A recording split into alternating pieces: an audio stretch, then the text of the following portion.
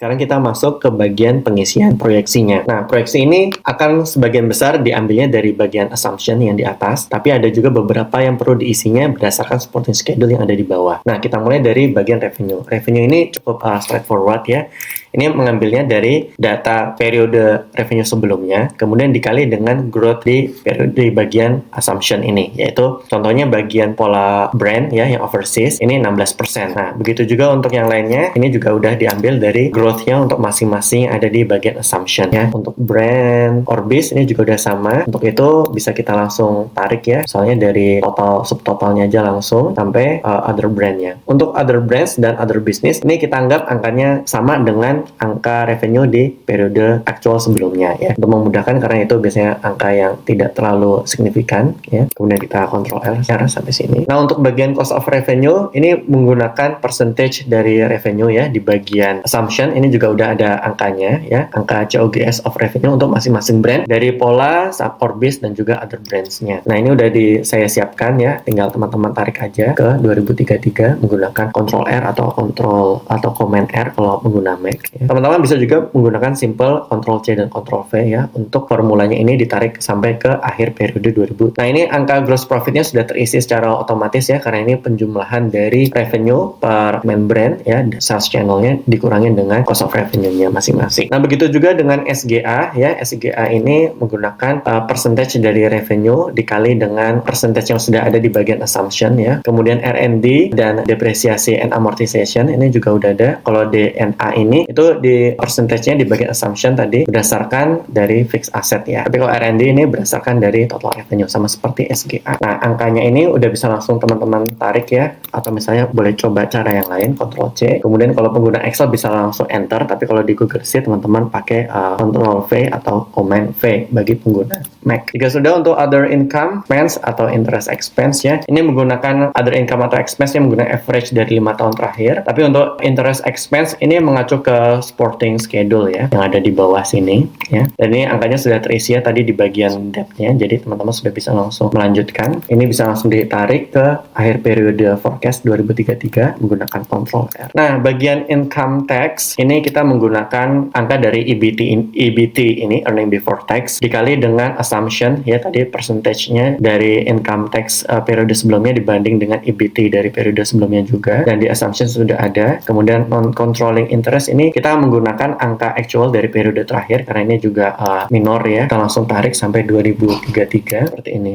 Maka kita peroleh berapa net income-nya itu sekian ya untuk masing-masing tahun atau periode forecast. Dan ini angka tadi itu net income-nya sudah langsung mempengaruhi di bagian supporting schedule di bagian return earning ya, net income-nya sekian. Sudah berubah sesuai dengan angka yang di bagian forecast-nya tadi. Oleh karena itu return earning sebenarnya sudah siap nanti untuk kita isi di bagian balance sheet ya. Sekarang kita masuk ke balance sheet. Untuk bagian cash and cash equivalent tadi saya jelaskan di modul sebelumnya bahwa ada dua cara ya, menggunakan percentage dari periode sebelumnya dari menggunakan percentage cash dibandingkan dengan total revenue. Tapi untuk cash ini saya gunakan perhitungan cash and cash equivalent-nya berdasarkan angka dari end cash balance-nya bagian cash flow statement ya. Karena memang end balance-nya cash flow statement itu pasti sama dengan berapa angka dari cash and cash equivalent di bagian balance sheet. Oleh karena itu bagian sini kita kosongkan dulu karena cash flow statement kita belum selesaikan forecast-nya. Kemudian bagian net receivable dan inventories kita gunakan formula turnover atau yang bagian outstanding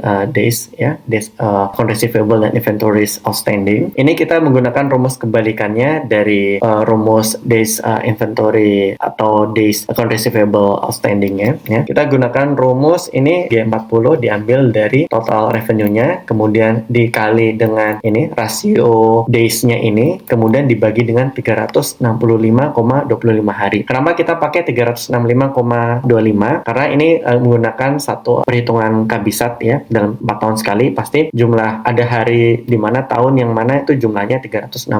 Oleh karena itu setiap tahun kita average rata-rata setiap tahunnya itu 365,25 hari. Begitu juga inventories, fixed asset asset, ini kita berdasarkan supporting schedule ya, dari angka capital expenditure ini yang udah terisi. Kemudian berikutnya intangible asset, ini kita dari data tahun sebelumnya dikalikan dengan growth-nya yang ada di assumption. Kemudian other assets, kita simply pakai angka dari periode yang actual sebelumnya aja ya. Dari angka-angka ini kita bisa langsung tarik ke ekstrapolasi ke 2033 dengan Ctrl R atau Command R. Kemudian di bagian debts ya, ini juga menggunakan angka dari supporting schedule yang sudah ada ininya, isinya. Kemudian account payables ini sama menggunakan days outstanding ratio ya, dengan rumus yang sama. Tapi kalau misalnya account payables ini dari angka cost of revenue ya, dibagi dengan rasio days outstandingnya ini, kemudian ya tadi dikali ya dengan rasio ini, kemudian dibagi 365,25 hari ya, supaya konsisten dengan days rasio yang lain tadi, AR dan inventory. Kemudian other payables ini simple menggunakan angka actual periode sebelumnya aja ya, karena tidak signifikan. Kemudian other liabilities juga sama menggunakan angka dari yang periode sebelumnya. Nah, dari 4 baris ini sudah ada rumusnya dan bisa kita duplikasi ya ke 2033 menggunakan Ctrl R atau Command R. Kemudian bagian equity ini ada return earning dan accumulated minority interest ya. Bagian equity capital ini kita menggunakan sistem plug ya, PLUG, plug atau plug gitu. Yang mana ini kita pastikan bahwa balance sheet ini total asset dengan total liabilities ditambah total equity itu hasilnya tuh balance ya. Sebelum itu kita isi dulu bagian return earning-nya ini berdasarkan supporting schedule ya. Di bagian supporting schedule return earning ini angkanya harusnya sudah komplit semua ya. Bagian return earning beginning period ini berdasarkan data dari return earning akhir periode sebelumnya. Kemudian net income ini sudah terisi karena net income dari income statement kita yang ada di atas tadi sudah ada proyeksinya. Kemudian dividen ini juga sudah ada isinya berdasarkan assumption yang sudah kita tentukan di atas. Oleh karena itu return earning ini sudah dapat kita isi atau kita ambil ya, connect ke bagian return earning-nya di bagian equity balance sheet. Begitu juga accumulated minority interest, ini kita gunakan data actual dari periode sebelumnya. Oleh karena itu return earning ini bisa kita tarik sampai ke 2033 menggunakan Ctrl R atau Command R. Tapi dari sini kita belum selesai ya teman-teman, karena di bagian di sini balance sheet-nya di bagian cash and cash equivalent-nya sebetulnya ini belum menggunakan angka yang akurat betul, karena ini nanti harus kita isi dulu cash flow statement-nya sampai selesai ya. Bisa kita lihat bagian cash flow statement ada 3, operating, investing, dan financing cash flows. Ini untuk bagian pertama net earning kita adalah mengambil dari data ya net income dan depresiasi dan amortisasi expense-nya ya, kita add back sebagai bagian dari net earning. Kemudian funds from operation-nya kita samakan saja dengan periode aktual sebelumnya ya. Kemudian change in working capital ini kita ambil dari working capital sini ya, supporting schedules. Yang mana sudah kita ambil change in net working capital ini sebenarnya simple, dari angka total atau net working capital periode ini tersebut dikurangin dengan net working capital di periode sebelumnya ya.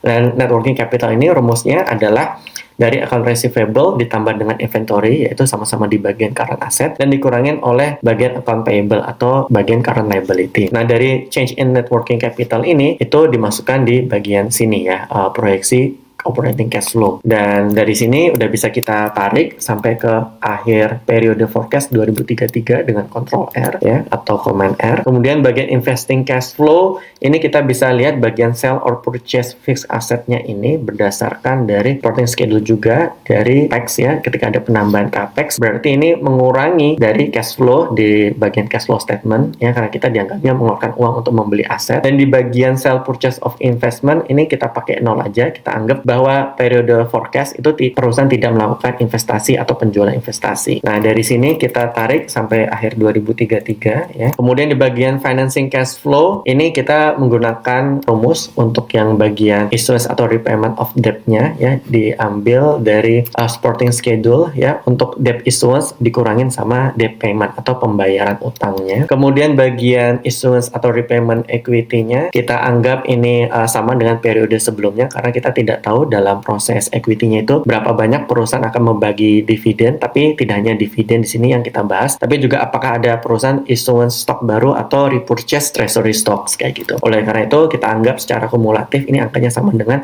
periode aktual sebelumnya. Kemudian ini bisa kita langsung tarik saja ke periode 2033 dengan Ctrl R atau Command. Nah, dari sini kita ketemu berapa net change in cash-nya, kemudian beginning cash balance ini diambil dari end cash balance periode sebelumnya. Kemudian end cash balance adalah adalah angka dari beginning cash balance ditambah dengan net change in cash-nya. Nah, angka end cash balance-nya ini itu ditarik sampai ke bagian balance sheet ya, cash and cash equivalent seperti ini. Di sini bisa kita lihat bahwa antara total aset dengan total equity, total liabilities dan total equity ini jumlahnya udah sama, maka hasilnya adalah 0 atau di sini ditunjukkan dengan sinyal oke. Kalau tidak akan menunjukkan berapa selisihnya. Nah, bagaimana ini bisa hasilnya balance ya? Pada dasarnya saya menggunakan plug yang ada di sini. Sebetulnya dalam bukunya Simon Beniga tentang financial modeling bahwa plug ini yaitu angka yang disesuaikan supaya balance sheet itu tetap balance antara bagian total debit sama total kreditnya, itu bisa menggunakan 3 komponen yang untuk dijadikan plug. Atau angkanya bisa disesuaikan selisih untuk menyempurnakan, untuk membalance atau menyeimbangkan dari balance sheet ini. Dalam buku itu komponen yang pertama adalah cash and cash equivalent, yang kedua adalah debt, dan yang ketiga adalah bagian equity stocks-nya. Nah, kalau di bagian cash and cash equivalent, alasannya adalah bahwa perusahaan kadang-kadang itu menyimpan ada cash reserve yang mana sebagai persiapan jika terjadi krisis seperti misalnya pandemi. Nah, dari tahun ke tahun angka cash reserve-nya itu selalu disesuaikan, tidak selalu tetap. Angka debt ini juga bisa berubah-ubah karena perusahaan itu cukup dinamis ya. Kadang-kadang dia meng-issue atau mengeluarkan utang baru atau menambah utang baru, dan dia kadang-kadang juga membayar utang-utang yang lama. Jadi secara kumulatif ini angkanya masih bisa naik turun, dan itu bisa juga diakalin sebagai plug atau sebagai penyeimbang di dalam balance sheet. Nah, begitu juga dalam equity capital.